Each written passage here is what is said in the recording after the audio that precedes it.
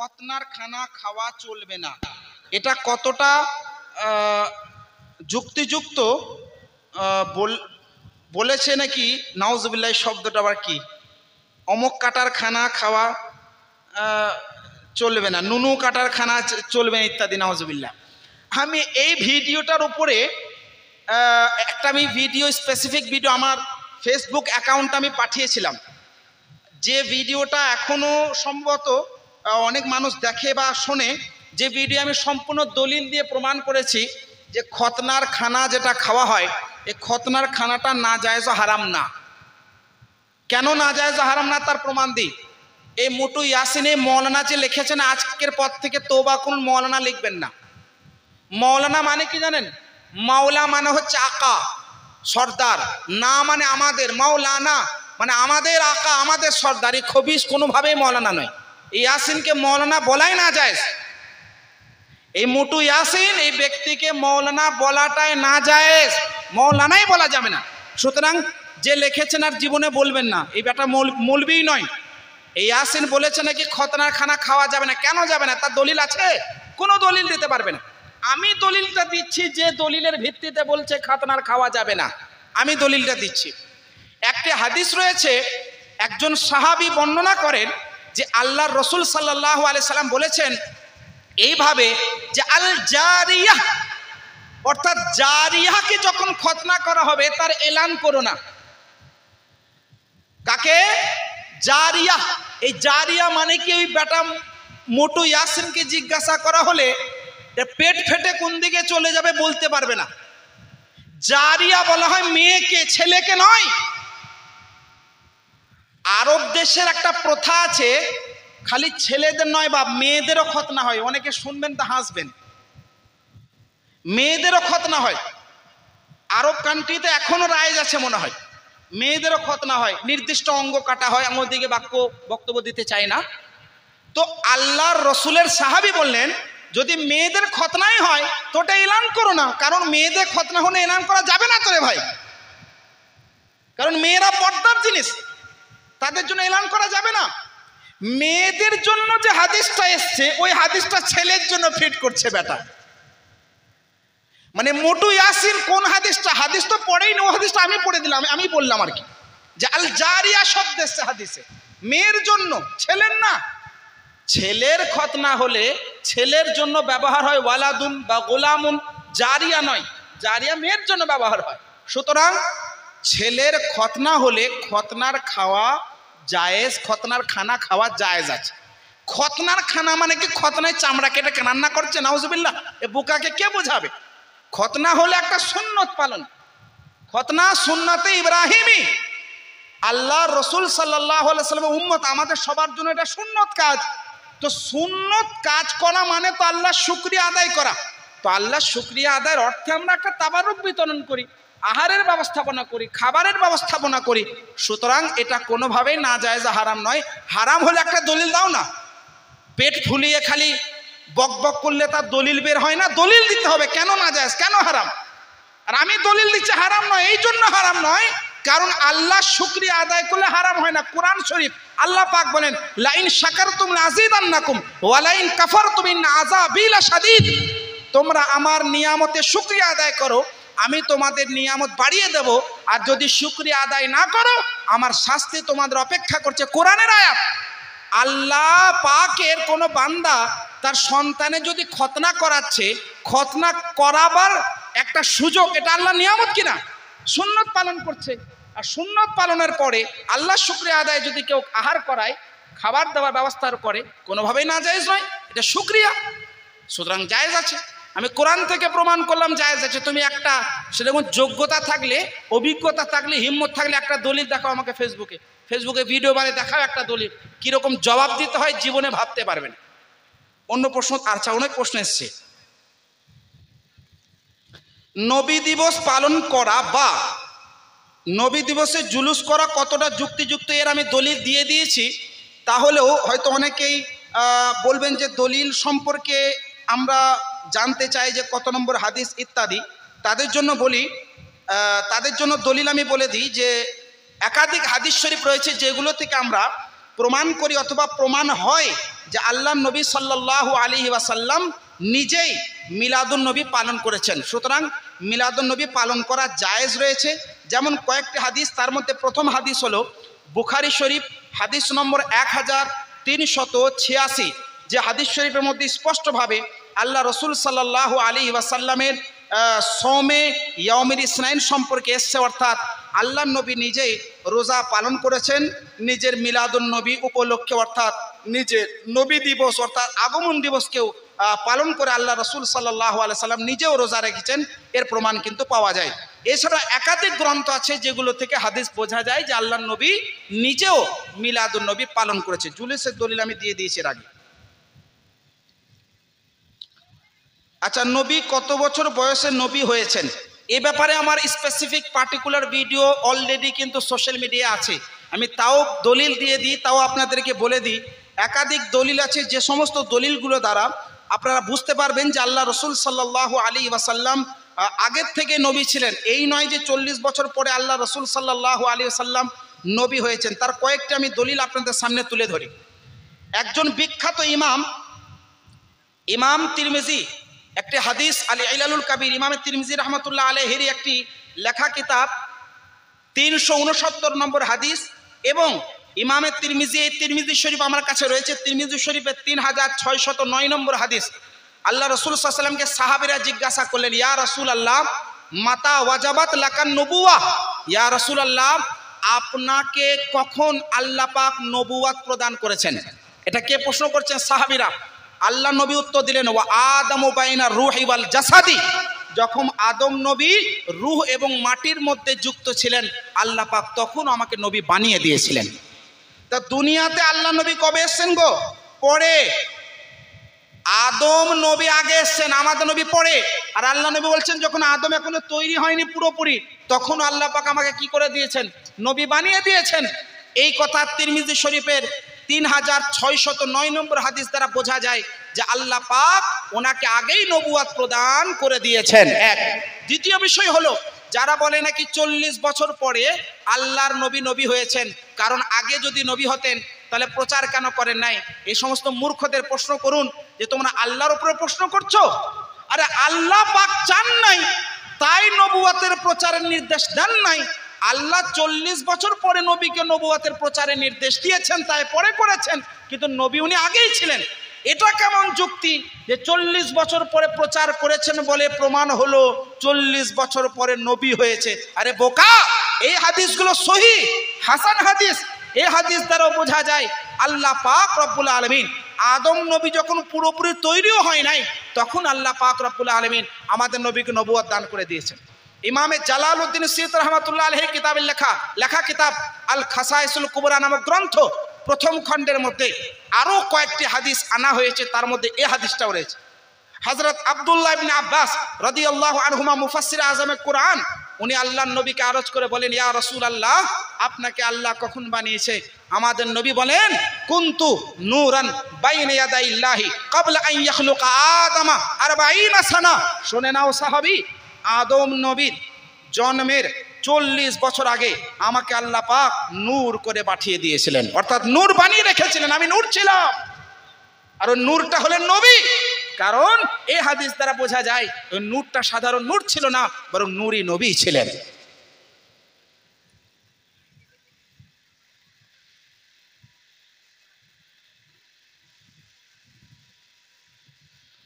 এক ভাই প্রশ্ন করেছেন, খানকাহ শব্দের অর্থ কি? আচ্ছা, খুব ভালো একটি প্রশ্ন করেছেন।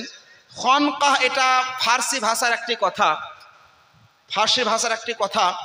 এগুলোর একটি অর্থ হয় শিক্ষার প্রতিষ্ঠান, মানে খনদান এর অর্থ হয় পড়া। তো ওখান থেকে তৈরি হয়েছে খানকাহ, মানে শিক্ষার জায়গা, অথবা বলতে পারেন যে পাঠশালায়, অথবা যেখান থেকে জ্ঞান পাওয়া যায়, জ্ঞানের ভান্ডার বলতে পারেন। মুর্শিদের হাতে হাত দিয়ে বায়াত না হলে আল্লাহওয়ালা হওয়া যায় নাকি? হাত দিয়ে বায়াত হতে হবে মানে না, বায়াত হলে হবে, কিন্তু কি বললেন আল্লাহওয়ালা হওয়া যায় নাকি?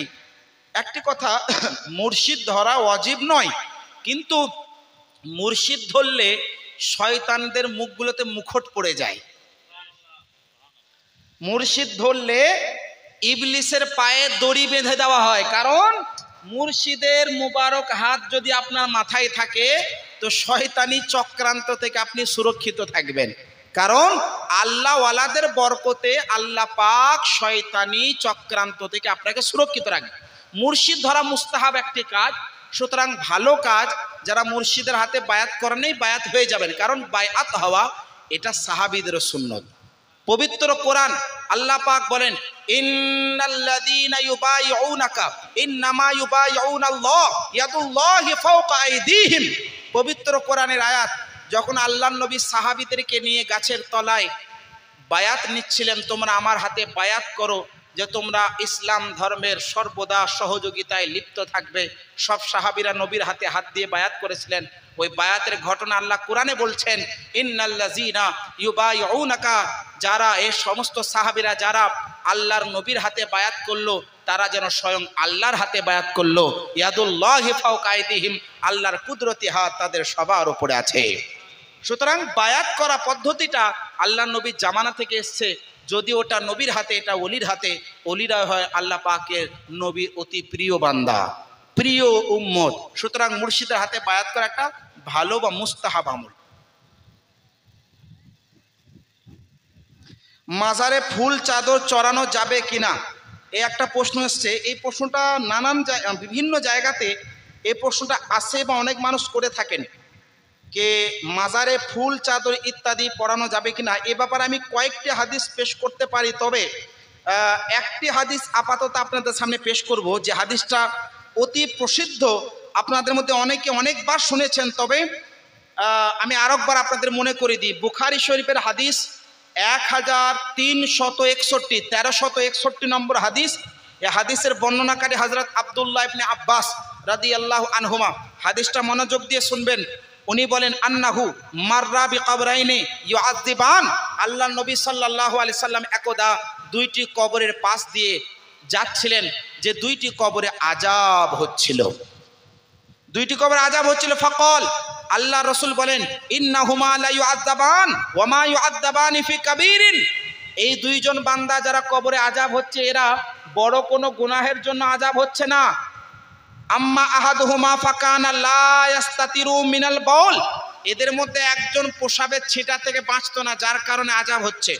ও আম্মাল আখারু ফাকানা ইয়ামশি বিন নামিমা, আর আরেকজন ব্যক্তি চুগলখোর ছিল, যার কারণে এর কবরে আযাব হচ্ছে। সুম্মা আখাযা জারিদাতান রতাবাতান, আল্লাহ নবী সাল্লাল্লাহু আলাইহি সাল্লাম একটি ভিজে ডালকে নিলেন, ফাশাক্কাহা বিনিসফাইন, দুই অর্ধেক করলেন। একটা ডালকে কি করলেন? দুই অর্ধেক, মানে দুইটি ভাগে ভাগ করলেন। সুম্মা আযযারা ফি কুল্লি কবরিন ওয়াহিদাতান, প্রত্যেকটি কবরের গোড়ায় মানে মাথার দিকে একটা করে পুঁতে দিলেন। দুইটি কবরে পুঁতে দেওয়ার পরে আল্লাহ রাসূল সাল্লাল্লাহু আলাইহি সাল্লাম এই কাজগুলো যখন করছেন, সাহাবীরা দেখে অবাক যে আল্লাহর নবী কিভাবে দুইটি ডাল পুঁতলেন, কেন করলেন। নানান আরজ মানুষ সাহাবীদের মানে প্রশ্নের মধ্যে এলো। ওনারা বলেন, ফাকালু ইয়া রাসূলুল্লাহ লিমা সানাতা হাযা, ইয়া রাসূলুল্লাহ আপনি এইভাবে ডাল কেন পুঁতলেন দুইটি কবরে, কিসের জন্য, কেন করলেন? আল্লাহ নবীর উত্তরটাই হচ্ছে মাজারে ফুল চাদর চড়াবার উত্তর। মনোযোগ দিয়ে শুনবেন। আল্লাহ নবী বলেন, ফাকাল লাআল্লাহু আন ইউখাফফিফা আনহুমা মা লাম ইয়াইবাসা, শুনে নাও, আল্লাহর কাছে আসা, আল্লাহ পাক রব্বুল আলামিন চাইলে এই ডাল দুটো যতদিন পর্যন্ত ভিজে থাকবে এই কবরে আযাবকে আল্লাহ উঠিয়ে নেবে, কম করে দেবে। এই দুইটি ডাল পুঁতলেন, ডালটা উদ্ভিদের একটি অংশ। এই ডাল থেকে ফুলের প্রমাণ পেলেন না বাপ? তো ডাল বা ফুল কে চাপিয়েছেন? আল্লাহর নবী ডাল পুঁতেছেন। এই ডাল পোতা বা ফুল চাপানো এটা আল্লাহর নবীর সুন্নাত। আপনি যদি মাজারে ফুল চাপাচ্ছেন, এটা কার সুন্নাত হবে? নবীজির সুন্নাত হবে, কারণ নবী নিজেই ডাল পুঁতেছেন কবরে। এক। দুই নম্বর বিষয় হলো, আমরা প্রত্যেকেই জানি ডালের মধ্যে কি জান আছে গো? জান নেই। আমরা হচ্ছি আশরাফুল মাখলুকাত, আল্লাহর শ্রেষ্ঠ মাখলুক মানুষ, তাও আবার নবীজির আমরা উম্মত, তার উম্মতি আমরা, যে নবী হলেন সমস্ত নবীদের সর্দার। তাহলে একটা ডাল যদি তাদের তসবিহ পড়া বা তাদের যতদিন ভিজে থাকবে, তাদের কারণে যদি কবরে আযাব আল্লাহ উঠিয়ে নেয়, আপনি আশরাফুল মাখলুকাত মুখে মুখে জিয়ারত করলে, কবর জিয়ারত করলে পারে, আপনি কিছু পড়লে পারে, তাদের কবরে আযাব উঠাবে না? কি গো? উঠাবে। এবার প্রশ্ন আর একটা উঠতে পারে যে হুজুর, এই 1361 নম্বর বুখারী শরীফে হাদিস দ্বারা প্রমাণ হলো যে ফুল চাপানো মাজারে হোক বা কবরে হোক জায়েজ, কিন্তু আল্লাহ নবী তো চাপিয়েছিলেন কেন? আযাব হচ্ছিল। তাহলে আপনারা কেন চাপান? কবরে আযাব হচ্ছে বলে? প্রশ্নটা বুঝতে পেরেছেন বাপ? এ প্রশ্ন করতে পারে না গো? এর উত্তর শুনুন। আপনাদের মধ্যে অনেকে এমন আছেন যারা অনেক সময় শুনেছেন ব্রিটিশ আমলে বড় বড় নবাব, বড় বড় রাজারা বাস করত। কথা বুঝতে পারছেন? অনেক বড় বড় নবাব রাজা, তাদের কাছে কোনো প্রজা কেউ যদি তোহফা নিয়ে যেত, তার তোহফাটার দরকার রাজার ছিল। রাজার কি টাকার পয়সার কমি ছিল না, কিন্তু রাজার দরবারে কোনো প্রজা গেলে পারে কি করতো গো? একটা তোহফা নিয়ে যেত। তোহফাটার প্রয়োজন রাজার ছিল না, কিন্তু কেন নিয়ে যেত? যাতে রাজা সন্তুষ্ট হয়, রাজা খুশি হয়। রাজার কাছে তোহফা নিয়ে গিয়ে রাজাকে উপকার পৌঁছানোর জন্য নয়, নিজের উপকারের জন্য। কথা বুঝতে পেরেছেন? মাজারে ফুল আমরা এই জন্য চাপাই না যে আযাব হয়, মাজারে ফুল এই জন্য চাপাই যে নবীর একটা সুন্নতের উপর আমল হবে এবং আল্লাহর নবীর এই মাহবুব উম্মতরা যাতে আমাদের আমল থেকে খুশি হয়, আর আমাদের ফুল চাপার কারণে আল্লাহ আমাদের ফায়দা দেয়। কথা বুঝতে পেরেছেন? সুতরাং ফুল চাদর চাপানো জায়েজ। আচ্ছা, চাদরের ব্যাপারে আলাদা একটা দলিল দিয়ে দিই। সাইয়্যিদুনা উসমান যুন্নুরাইন, তৃতীয় খলিফা আমিরুল মুমিনিন হযরত উসমান গনি রাদিয়াল্লাহু আনহু সম্পর্কে এসেছে, যখন মেম্বার দেখেছেন, মসজিদের মেম্বার যেখানে খুতবা দেওয়া হয় দাঁড়িয়ে, ওই মেম্বারে যে 3টি ধাপ বা 4টি ধাপ রয়েছে, এগুলোতে একটি চাদর বিছানো হয় না গো জুম্মার দিনে? এ কখন থেকে জায়েজ হলো, কখন থেকে প্রথা প্রচলন হলো জানেন? হযরত উসমান গনি রাদিয়াল্লাহু আনহু জামানা থেকে। উনি ওই 3টে মেম্বারের উপরে চাদর দিয়েছিলেন, ঢেকে দিয়েছিলেন। আচ্ছা, আপনাদেরকে বলি একটি কথা, ওই মেম্বারের কোনো জান আছে না জীবন আছে? কোনো জান নাই, কোনো জীবন নাই, কিন্তু কেন চাপানো হয়? কারণ আল্লাহর নবী মেম্বারে দাঁড়িয়েছিলেন। নবীর নিশানি হলো মেম্বার, নবীর নিশানি হলো মেম্বার, নিদর্শন হলো মেম্বার। নবীজির একটি আলামত, মানে নবীজির একটি স্মরণীয় জায়গা হলো মেম্বার, যেখানে দাঁড়িয়ে নবী খুতবা দিতেন। তো নবীর স্মরণীয় জায়গাটাকে চাদর দিয়ে ঢাকা যদি জায়েজ হয়, আল্লাহর ওলিরা নবীর স্মরণীয় নয়? আল্লাহর ওলিলাকে নবী প্রেমিক নয়?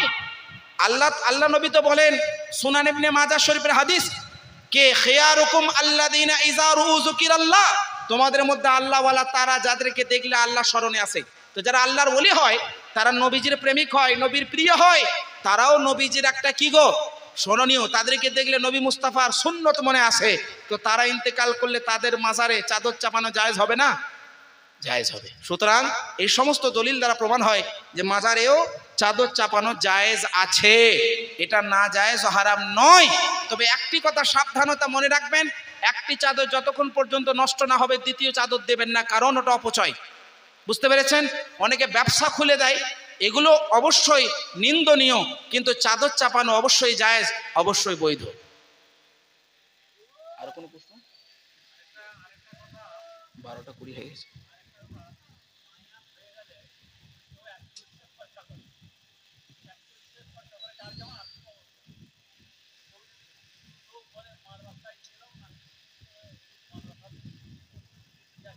অবশ্যই জায়েজ আছে। সাদকা একটা ওয়াজিব সাদকা আর একটা নফল সাদকা। ওয়াজিব সাদকা মসজিদে দেওয়া যাবে না, মাদ্রাসায় দিতে পারেন, গরিব মিসকিনকে দিতে পারেন। নফল সাদকা মসজিদ মাদ্রাসা সব জায়গায় দেওয়া হবে। কোনো মানুষ ইন্তেকাল করলে তেনার জন্য, ইসালে সওয়াবের জন্য আপনি যদি কিছু দান করেন, ওটা আপনি মসজিদেও দান করতে পারেন, মাদ্রাসাতেও দান করতে পারেন, জায়েজ আছে। না,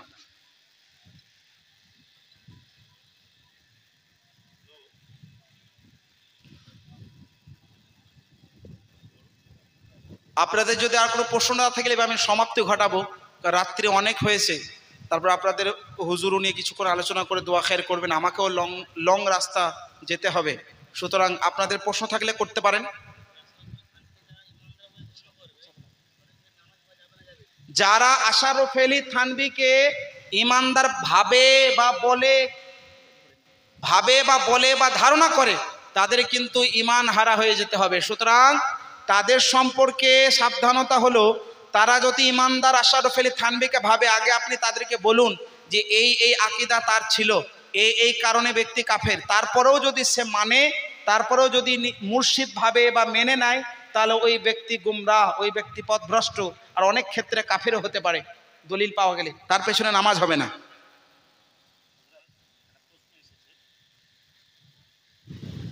সুন্নি সহিহুল আকিদা সম্পন্ন কোনো পাত্র বদ আকিদা সম্পন্ন কোনো বাড়িতে বিবাহ করতে পারে কি? বদ আকিদা মানে তো সে গুমরা, তার সঙ্গে গুমরা। বিবাহই বাতিল, নিকাহটাই বাতিল, বিবাহই হবে না। কোনো বদ আকিদা সম্পন্ন ব্যক্তির হাতের জবাহকৃত পশুর গোশত খাওয়া জায়েজ কিনা, এটা একটা প্রশ্ন এসেছে, আচ্ছা আচ্ছা, একটু বিস্তারিত আলোচনা করুন। যদি দেখুন বদ আকিদা, কট্টর যদি বদ আকিদা হয়, আসলেই যদি সে বদ আকিদা হয়, আসলেই যদি ওই ব্যক্তি বদ আকিদা হয়, গুমরাহ হয়, তাহলে তার থেকে বাঁচা উচিত। কিন্তু যদি কুফরের হাত পর্যন্ত চলে যায় তাহলে তার খাওয়া যাবে না, তার জবহকৃত মাংস খাওয়া যাবে না। কুফর পর্যন্ত যদি না পৌঁছায় খাওয়াটা জায়েজ আছে, কিন্তু তাকওয়া হলো না খাওয়া।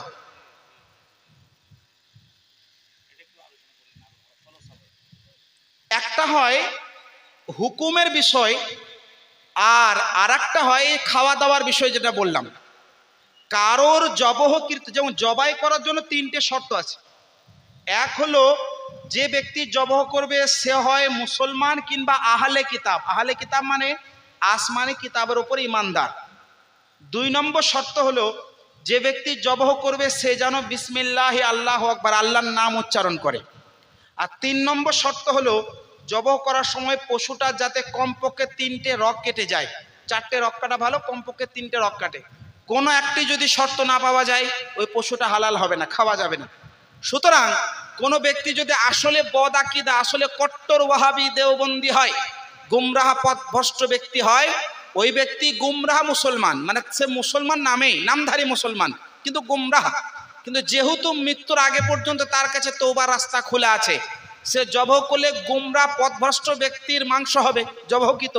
তার থেকে তাকওয়া হলো বাঁচা, তার থেকে কি হলো? তাকওয়া হলো বেঁচে চলা।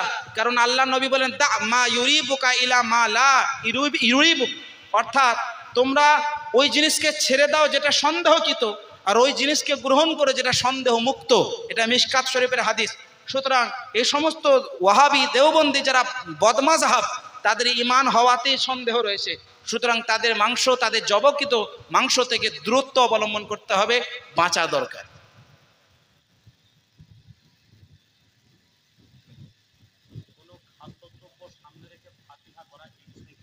জায়েজ আছে। হযরত সাদ ইবনে মুআজ রাদিয়াল্লাহু আনহু একজন সাহাবী রাসূল, আল্লাহ নবীর একজন সাহাবী। উনি আল্লাহ রসুলের দরবারে আরজ করলেন, ইয়া রাসূলুল্লাহ, আমার মা ইন্তেকাল করেছেন। এটা আবু দাউদ শরীফের হাদিস। আল্লাহ নবী বললেন, তাহলে কি চাও? তো উনি বললেন, ইয়া রাসূলুল্লাহ, আমি কিছু দান করতে চাই মায়ের জন্য, যেটা মা কবর থেকে পাবে।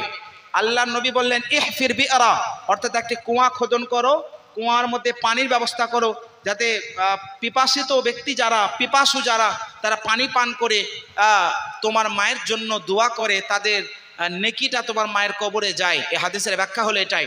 তো আল্লাহ নবীর সাহাবী এসে কি করলেন? ফাহাফারা বিআরা, একটি কুয়া খোদন করলেন। আল্লাহ নবী কুয়ার সামনে দাঁড়ালেন, অর্থাৎ কুয়াটাকে সামনে রাখলেন, 2 হাতকে তুললেন, দোয়া করলেন, আল্লাহুম্মা হাযিহিল বি'রু লি উম্মি সাআদ, অর্থাৎ এ আল্লাহ, এই কুয়াটি সাআদের মায়ের জন্য উপস্থাপন করা হলো, তুমি কবুল করে নাও।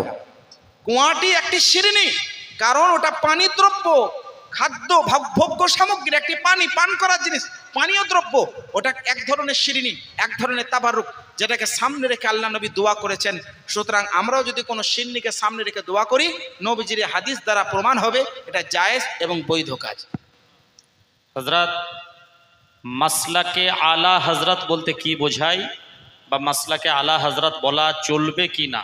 বর্তমান সময়ে এই অধমের পরামর্শ হলো মাসলাকে আলা হযরতটা জরুরি। মাসলাকে আলা হযরত শব্দটা জরুরি। বিনা মাসলাকে আলা হযরত না বললে ইমানদার চেনাটাই মুশকিল। আমি একটা হাদিস আপনাদের সামনে পড়ি। একজন সাহাবী, যিনাকে রাজদারে রসুল বলা হয়। কি বলা হয়? রাজদারে রসুল। হযরত হুযায়ফা বিন ইয়ামান আনসারী রাদিয়াল্লাহু আনহু, একজন সাহাবী, যিনাকে নবীজির গোপন তথ্য রক্ষক সাহাবী বলা হয়, রাজদারে রসুল। এই সাহাবীকে আল্লাহ নবী মদিনার সমস্ত কাফেরদের বাবা, তার বাবা, তাদের বংশের নাম আল্লাহ নবী বলে দিয়েছিলেন। কোন ব্যক্তি যদি ইন্তেকাল করত, সাইয়্যিদুনা আবু বকর সিদ্দিক, ওমর ফারুক সহ বড় বড় সাহাবীরা অতক্ষণ পর্যন্ত কোনো ব্যক্তির জানাজায় হাজির হতেন না যতক্ষণ পর্যন্ত হযরত হুযায়ফাকে না দেখতেন। হযরত হুযায়ফা যে জানাজায় শরীক হতেন ইনারা হতেন, উনি যে জানাজায় যেতেন না ইনারা যেতেন না। কেন? ইনারা জানতেন যে আল্লাহর নবী ইনাকে কাফেরদের নামকরণ দিয়ে দিয়েছেন, বংশের তালিকা দিয়ে দিয়েছেন। হুযায়ফা সাহাবী জানেন যে এই জানাজাটা মুমিনের না কাফেরের। তাহলে নবীর জামানাতেও ইমানের পরিচয় হচ্ছে নবীর সাহাবী দ্বারা, যিনার নাম হযরত হুযায়ফা। আজকের যুগেও বর্তমান সময়ে মাসলাকে আলা হযরত একটা পরিচয়, সুন্নিয়াতের পরিচয়ের দ্বিতীয় নাম হলো মাসলাকে আলা হযরত। কারণ বর্তমান সময়ে মাসলাকে আলা হযরত এই নামটাই হচ্ছে সুন্নিয়াতের পরিচয়।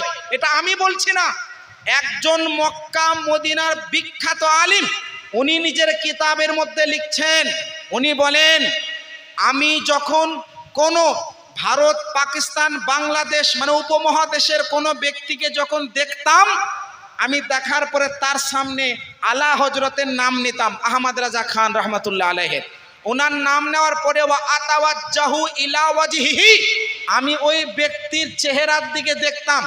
আলা হযরতের নাম শুনে ওই ব্যক্তির চেহারা যদি খুশিতে উতলে উঠতো, ওয়া ইন্নী আযুন্নুহু মুমিনুন, আমি ভেবে নিতাম এই ব্যক্তি মুমিন মুসলমান। আর আলা হযরতের নাম শুনে ব্যক্তির চেহারা যদি জ্বলে যেত, মুখ টেরা হয়ে যেত, তাহলে ভেবে নিতাম ব্যক্তি মুমিনই না। এটা আমার ব্যক্তিগত কথা নয়, মক্কা মদিনার একজন বিখ্যাত আলিমে দ্বীন লিখছেন। সুতরাং মাসলাকে আলা হযরত আলাদা কোনো মাসলাক নয়, মাসলাকে আলা হযরত মাসলাকে আহলে সুন্নাহ।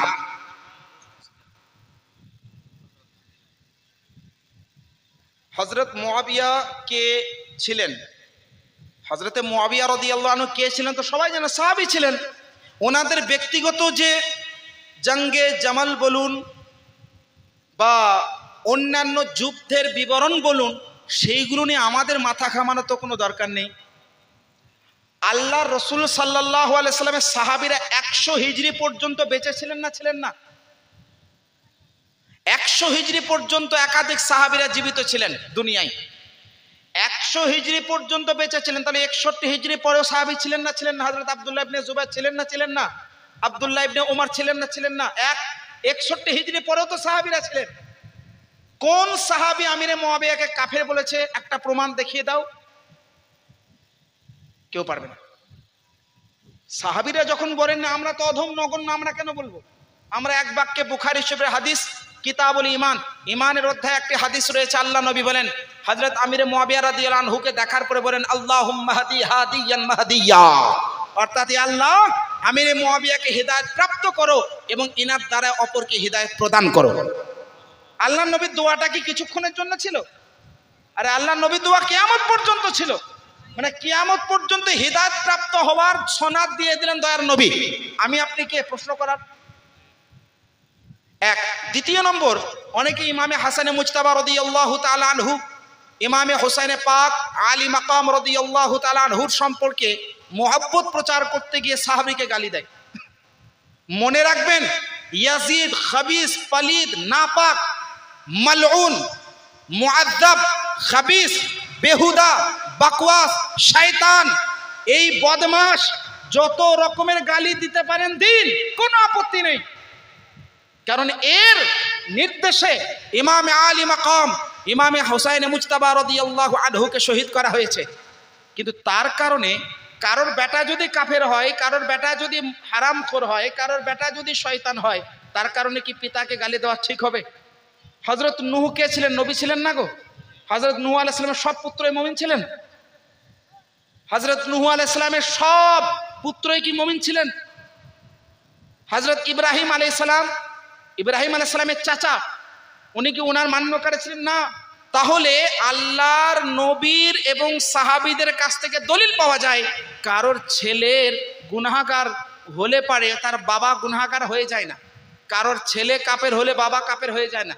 আল্লাহ পাক কোরআনের মধ্যে বলেন ওয়ালা তাজরু ওয়াজরাতু বিজরা উখরা, কারোর গুনাহ কেউ বহন করবে না। সুতরাং ইনারা হচ্ছেন সাহাবী, নিঃসন্দেহে সাহাবী। ইনাদের সাহাবী হওয়াতে কোনো রকমের কোনো সন্দেহ নাই। বিভিন্ন দলিল আছে, দলিল অপেক্ষা এখন সময় নেই, সুতরাং এখান থেকে বক্তব্য ইতি ঘটাচ্ছি। সময় অনেক হয়েছে। ইনশাআল্লাহুর রহমান আগামী দিনে যদি আবার আপনাদের সম্মুখীন কখনো হয় এই বিষয়গুলো নিয়ে উঠবো। 2-4 মিনিট আপনাদের সময় দিচ্ছি, যদি আপনাদের আর কোনো প্রশ্ন থাকলে আপনারা করতে পারেন।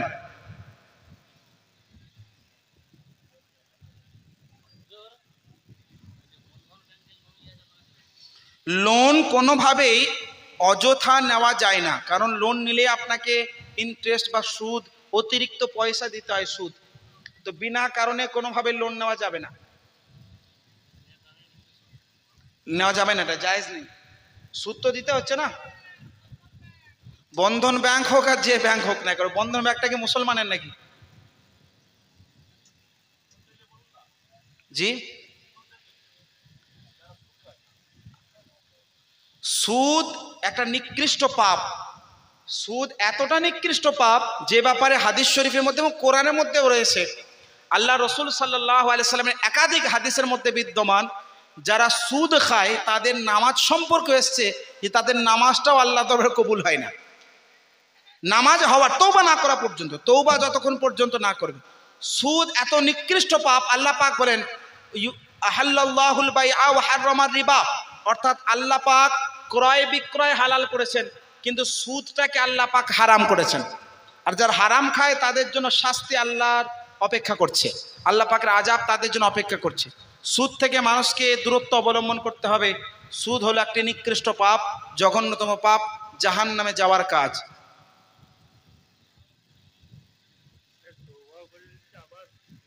ওই তওবার কোনো দাম নেই।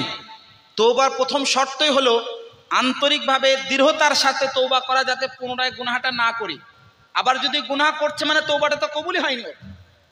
তওবা করার মানেই হলো দৃঢ়তার সাথে বিশ্বাস স্থাপন করা যে পুনরায় গুনাহটা আর করব না। নারায়ে তাকবীর, নারায়ে রিসালাত।